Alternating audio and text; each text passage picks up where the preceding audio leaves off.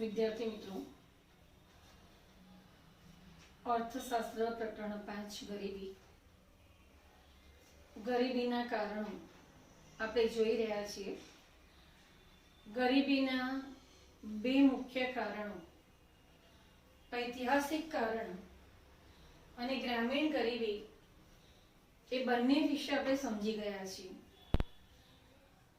પાઠ 7 એ વિડિયોમાં ગરીબીનું ત્રીજું કારણ, આર્થિક કારણ, એના વિશે આપણે સમજૂતી મેળવીએ છીએ। આર્થિક કારણો 5 છે।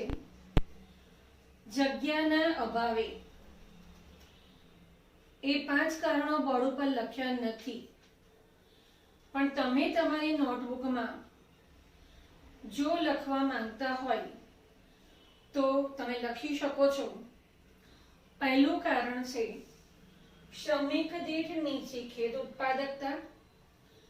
બીજું કારણ છે જમીન અને સંપત્તિની અસમાન વહેંચણી। ત્રીજું કારણ છે નાના અને ગૃહ ઉદ્યોગોનો અલ્પ વિકાસ। ચોથું કારણ એટલે કે ડી, ઝડપથી વધતા ભાવો। અને ઈ એટલે કે પાંચમું કારણ બેરોજગારીનું ઊંચું પ્રમાણ। વિદ્યાર્થી મિત્રો, શ્રમિક દીઠ નીચી ખેત ઉત્પાદકતા, અહીંયા ટાઇટલમાં લખ્યો છે શબ્દ ખેત ઉત્પાદકતા। એટલે આપણે ગ્રામ્ય વિસ્તારમાં પહોંચી જઈએ, શા માટે ખેત ઉત્પાદકતા નીચી છે એના થોડા ખરા કારણો તો આપણને ખબર છે કે મોટા ભાગની વસ્તીની રોજગારીનો આધાર કૃષિ પર છે। રોજગારીનો બીજો કોઈ આધાર નથી। કૃષિ કુદરત પર આધારિત છે। સિંચાઈની સગવડો ઓછી છે। આ બધાના પરિણામે એ ખેત ઉત્પાદકતા એ નીચી છે એમ કહી શકાય। વિદ્યાર્થી મિત્રો, શ્રમિક દીઠ નીચી ખેત ઉત્પાદકતા ગ્રામ્ય ક્ષેત્રે, પહેલા જ કીધું કે ખેતીવાડી ક્યાં છે? ગ્રામ્ય વિસ્તારમાં। ગ્રામ્ય ક્ષેત્રે ગરીબી વધુ હોવા માટેનું આ એક મહત્વનું કારણ છે। જો ખેત ઉત્પાદકતા ઊંચી હોત તો ગ્રામ્ય વિસ્તારમાં એ ગરીબી જોવા ન મળત। ગ્રામ્ય વિસ્તારમાં ગરીબીનું મહત્વનું કારણ હેક્ટર દીઠ અને શ્રમિક દીઠ એ ઓછી ખેત ઉત્પાદકતા છે। જૂની પુરાણી પદ્ધતિથી થતી ખેતી, દેશ 21મી સદીમાં પ્રવેશી રહ્યો છે, છતાં પણ આધુનિક યંત્ર સામગ્રીથી ખેતી કરવાને બદલે જૂની પુરાણી હળ અને બળદ વડે હજી પણ કેટલાક ગામડાઓમાં ખેતી થતી હોય છે। જૂની પુરાણી પદ્ધતિ નીચી ખેત ઉત્પાદકતા માટે જવાબદાર છે। સિંચાઈની સગવડોનો અભાવ, જે જમીન પર ખેતી થાય છે એની 40% જેટલી જમીન પર જ એ સિંચાઈની સગવડ છે, અને સિંચાઈની સગવડોનો લાભ પણ બહુ જૂજ ખેડૂતો લે છે। એને પરિણામે પણ ખેત ઉત્પાદકતા નીચી રહે છે। અપૂરતી ટેકનોલોજી, વિશ્વ સ્તરે અને એમાં પણ ઇઝરાયલ આધુનિક ટેકનોલોજીની મદદથી ખેતી કરે છે। આવી આધુનિક ટેકનોલોજી આપણા દેશના ખેડૂતો એ અપનાવી શકતા નથી। એની પાછળનું કારણ કે ભારતનો ખેડૂત મૂડી રોકાણ કરી શકતો નથી। મૂડી રોકવા માટે એની પાસે એટલા પૈસા નથી। અપૂરતી ટેકનોલોજી, શિક્ષણ અને તાલીમની ઉણપ, જે ખેડૂત છે એ અશિક્ષિત છે, એને પૂરતી તાલીમ મળેલી નથી। જો આજ ખેડૂતને કૃષિનું શિક્ષણ આપવામાં આવે, પૂરતી ટેકનોલોજીથી પરિચિત કરવામાં આવે તો કૃષિ ઉત્પાદન એ વધે છે। શિક્ષણ અને તાલીમની ઉણપ, ઓછું મૂડીરોકાણ, મેં પહેલા જ કીધું કે સિંચાઈની સગવડ ઓછી છે, ટેકનોલોજી અપૂરતી છે એની પાછળનું કારણ મૂડીરોકાણ, વસ્તીનું વધુ પડતું ભારણ, ગ્રામ્ય વિસ્તારમાં રોજગારીનો આધાર માત્ર અને માત્ર કૃષિ છે. એક ખેતરના ટુકડા પર 5 મજૂરની જરૂર હોય ત્યાં કુટુંબની સમગ્ર વ્યક્તિઓ 10 હોય, 15 હોય કે 8 હોય એ ખેતી કરતી હોય છે. એટલે કૃષિ પર ભારણ વધારે. બીજા શબ્દોમાં કહીએ તો કૃષિ ક્ષેત્રે પ્રચ્છન્ન બેરોજગારી જોવા મળે છે. પ્રચ્છન્ન બેરોજગારી એટલે શું? કે આવા શ્રમિકના રોકવાથી ઉત્પાદન બહુ જ ઓછું કે શૂન્યવત વધે તો એ મજૂરને ખસેડી લેતા ઉત્પાદનમાં કોઈ જ ફેરફાર ન થતો હોય તો એવી બેરોજગારીને આપણે શું કહે છે? પ્રચ્છન્ન બેરોજગારી. એના પછી આપણે ભણવાનું છે. એ અહીંયા વસ્તીનું વધુ પડતું ભારણ, રાસાયણિક અને સુધારેલા બિયારણોનો ઓછો વપરાશ. રાસાયણિક વપરાશ, જે રાસાયણિક ખાતર છે, બિયારણ છે, ક્યાં અને કેટલું વાપરવું, કેવી રીતે વાપરવું, એનાથી ખેડૂત પરિચિત નથી. રાસાયણિક અને સુધારેલા બિયારણો વાપરી શકે એટલું મૂડીરોકાણ પણ આપણો ખેડૂત કરી શકતો નથી. આ બધા જ પરિબળોને પરિણામે શ્રમિક દીઠ ખેત ઉત્પાદકતા નીચી રહે છે. તમે જેટલા પોઈન્ટ્સ યાદ રહે એટલા મેક્સિમમ તમે લખવાનો પ્રયાસ કરજો. અપૂરતું શિક્ષણ છે, તાલીમ ઓછી અપાય છે, મૂડીરોકાણ ઓછું છે, સિંચાઈની સગવડ ઓછી છે. આ બધા કારણોને લીધે એ શ્રમિક દીઠ ખેત ઉત્પાદકતા નીચી રહે છે. બીજું, ભારતમાં એ વારસો મળે છે. ખેતર હોય એ જ્યારે એના સંતાનો થાય ત્યારે અનેક ટુકડાઓમાં વહેંચાઈ જતું હોય છે. ખેતરના કદ નાના થતા જાય છે, નાના ખેડાણ ઘટકો અસ્તિત્વમાં આવે છે અને આવા નાના ખેડાણ ઘટકો પર એ આધુનિક ટેકનોલોજી ખેડૂત વાપરી શકતો નથી. પરિણામે આવા ખેડાણ ઘટકો બિન આર્થિક ખેડાણ ઘટકોમાં ફેરવાઈ જાય છે. નાના ખેડાણ ઘટકો અને બિન આર્થિક ખેડાણ ઘટકો પણ ભારતમાં નીચી ઉત્પાદકતા માટે જવાબદાર છે. જો મોટું ખેતર હોય તો આધુનિક ટેકનોલોજીનો વપરાશ કરી શકીએ, વધારે ઉત્પાદન આવે અને એને પરિણામે ખેડૂત એ પોતે સક્ષમ બને છે. પરિણામે ખેડૂતોની આવકો નીચી રહે છે અને ગરીબીનું પ્રમાણ વધે છે. વિદ્યાર્થી મિત્રો, આર્થિક કારણમાં પહેલું શ્રમિક દીઠ નીચી ખેત ઉત્પાદકતા ગ્રામ્ય વિસ્તારના સંદર્ભમાં આપણે એની ચર્ચા કરી. બીજું આર્થિક કારણ જોઈએ છે જમીન તથા સંપત્તિની અસમાન વહેંચણી. આ બીજું પરિબળ પણ જેને આપણે બી નામ આપ્યું છે એનો પણ આપણે ગ્રામ્ય વિસ્તારના સંદર્ભમાં વિચાર કરીએ છીએ. અંગ્રેજોના શાસનકાળથી આપણે સમજી ગયા છીએ. વિચારો તમે ક્યાં પ્રશ્ન આપણે ચર્ચ્યો હતો? વિદેશી પ્રજા આપણે ત્યાં આવી, બરાબર છે. ગરીબીનો જ્યારે પ્રશ્ન ચર્ચ્યો હતો ત્યારે એમાં આપણે આ સમજાયું છે કે વિદેશી પ્રજા આપણે ત્યાં આવી ઐતિહાસિક કારણમાં, ત્યારે એમને ભારતમાં કૃષિ અને ઉદ્યોગોનો વિકાસ થાય તો તેમને તકલીફ પડે એમ હતું. એટલા માટે ભારતમાં કૃષિ અને ઉદ્યોગોની એ રીતની વેપાર નીતિ ઘડવામાં આવી કે આ બંને ક્ષેત્રો ભારતમાં પાયમાલ થાય, ખેડૂત, ખેતી, ઉદ્યોગ અને વેપાર બેહાલ બને. અંગ્રેજોના શાસનકાળથી જ જમીનદારી પ્રથા અસ્તિત્વમાં હતી. જમીનો એ મોટા મોટા જમીનદારો પાસે હતી. જમીનની માલિકી મુઠ્ઠીભર જમીનદારોના હાથમાં હતી. આ જમીનદારો ખેતી કરતા ન હતા, તેથી તેમને કૃષિનો વિકાસ થાય એવો કોઈ જ રસ હતો નહીં. પરિણામે કૃષિ ક્ષેત્રે તેઓ કોઈ પણ પ્રકારનું મૂડીરોકાણ કરતા ન હતા. તેમને તો માત્ર જમીનમાંથી જે મહેસૂલ મળે, જે સાથ મળે, ખેડૂતોનું શોષણ થાય એવી નીતિમાં જ એમને રસ હતો. જમીનદારો ખેતી સાથે પ્રત્યક્ષ રીતે સંકળાયેલા ન હોવાથી તેમને ખેતીના વિકાસ માટે મૂડી રોકાણ કરવામાં રસ ન હતો. તેમને રસ તેમાં હતો માત્ર જમીન મહેસૂલ અને સાથમાં. જ્યારે બીજી બાજુ જે ખેડૂતો ખેતી કરતા હતા એમની જમીન ન હતી. મોટા ભાગનો જે પાક હતો એ જમીનદારો લઈ લેતા.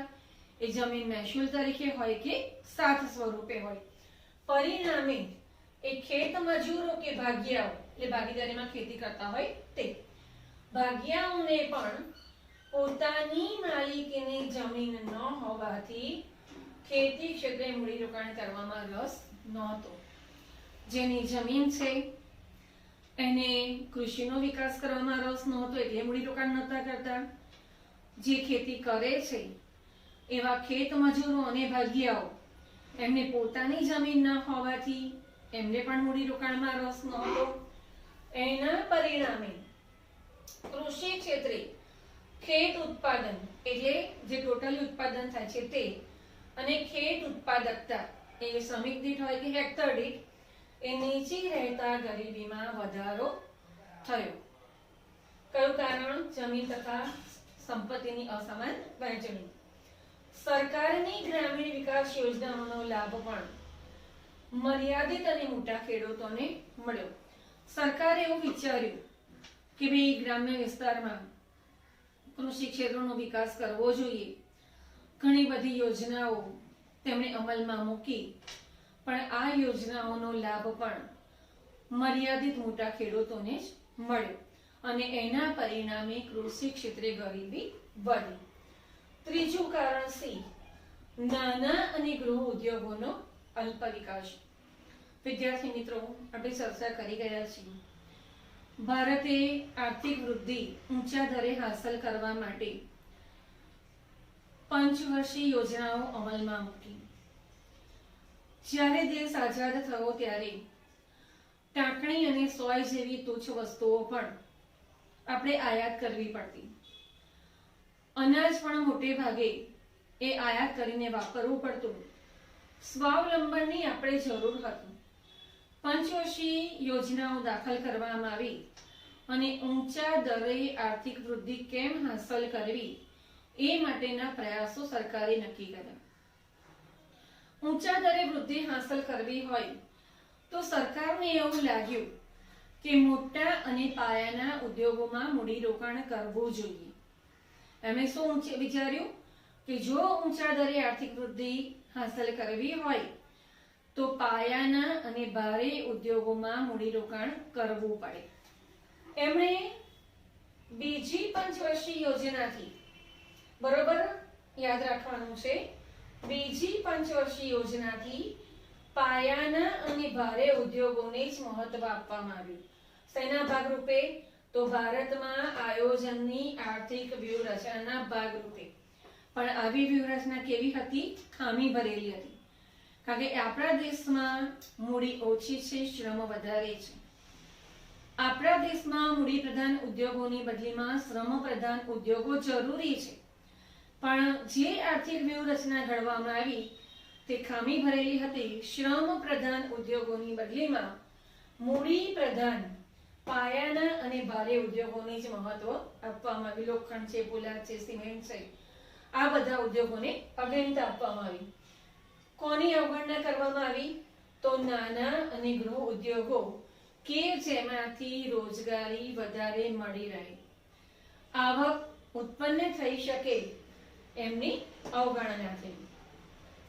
ખેતી સાથે સંકળાયેલી પશુપાલન, ડેરી ઉદ્યોગ, મત્સ્ય ઉદ્યોગ વગેરેનો વિકાસ પણ ઓછો થયો. જે સમયે કૃષિ ઉત્પાદન ના હોય, કૃષિ પાકની સિઝન ના હોય, ત્યારે કૃષિને સંલગ્ન બીજા ઉદ્યોગોનો પણ વિકાસ કરવો જોઈએ. જેવા કે મત્સ્ય ઉદ્યોગ છે, પશુપાલન છે, ડેરી ઉદ્યોગ છે. પણ આ ઉદ્યોગોનો પણ વિકાસ ભારતમાં કેવો થયો? ઓછો થયો. પરિણામે મોસમી બેકારી વધુ જોવા મળી. મોસમી બેકારી એટલે શું? તો શ્રમિક વર્ષના અમુક મહિના મહિનાના અમુક દિવસો કે દિવસોના અમુક કલાકો બેકાર બેસી રહે, ચોક્કસ મોસમમાં જ તેને કામ મળે એને મોસમી બેકારી. ખેડૂત છે, વરસાદની સિઝન હોય ત્યારે એ પોતે કામ મળી શકે, પણ એ સિવાયની સિઝનમાં બેરોજગાર બેસી રહે છે. પરિણામે ગરીબીમાં વધારો થયો. વિદ્યાર્થી મિત્રો, આર્થિક કારણોમાં 3 કારણો આપણે જોયા. 3 કારણો તમે તમારી નોટબુકમાં ઝડપથી લખી નાખો. બાકીના 2 કારણો તમે લખવાનું પૂરું કરો એટલે તરત જ હું સમજાવું છું. વિદ્યાર્થી મિત્રો, ગરીબીનું 3જું આર્થિક કારણ, એમાં 3 કારણો સમજાવ્યા. તમને નોટ્સ લખવા આપી લખાઈ ગઈ હશે. હવે આપણે જોઈએ છીએ આર્થિક કારણોમાં 4થું કારણ એટલે કે ડી, ઝડપથી વધતા ભાવો, જેને આપણે ફુગાવાના નામથી ઓળખીએ છીએ. અર્થતંત્રમાં દરેક વસ્તુમાં સતત ભાવ વધારો થતો રહેતો હોય તો એવી પરિસ્થિતિને આપણે ફુગાવો કહીએ છીએ. એ શબ્દથી આપણે પરિચિત છીએ. વધતા ભાવો ગરીબીને અસર કરે છે. જો ભાવો વધે તો ગરીબીને અસર થતી હોય છે. યુદ્ધ, દુષ્કાળ, નીચું રાષ્ટ્રીય ઉત્પાદન, ઝડપથી વધતી માંગ, ઊંચું ઉત્પાદન ખર્ચ વગેરેને કારણે ચીજવસ્તુઓ અને સેવાઓના ભાવમાં ઝડપથી વધતા જાય છે. હવે ભાવ વધવાના કારણો શું દર્શાવ્યા છે? યુદ્ધ.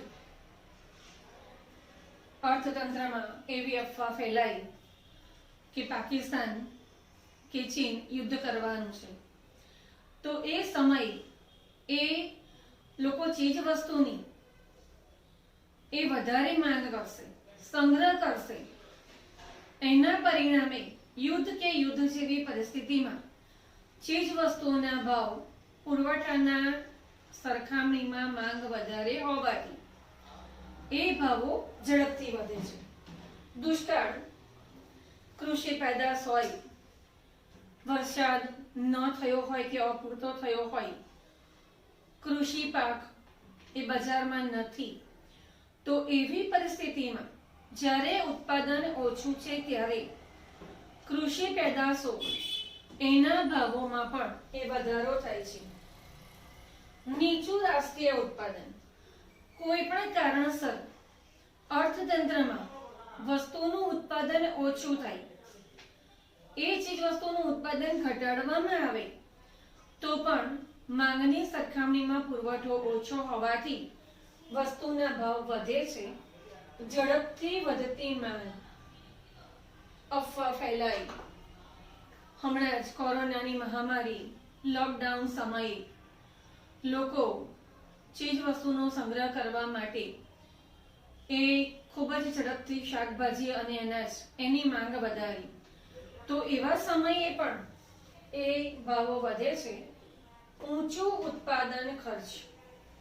ઉત્પાદનના 4 સાધનો વિશે આપણે સમજી ગયા હતા. જમીન, મૂડી, શ્રમ અને નિયોજક.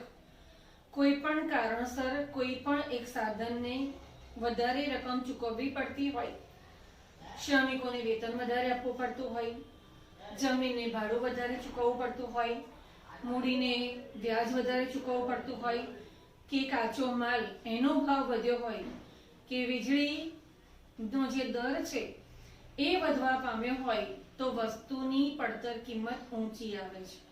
અને વસ્તુની પડતર વધતા એનું ઉત્પાદન ખર્ચ વધે તો તે સમયે પણ ભાવો વધે છે.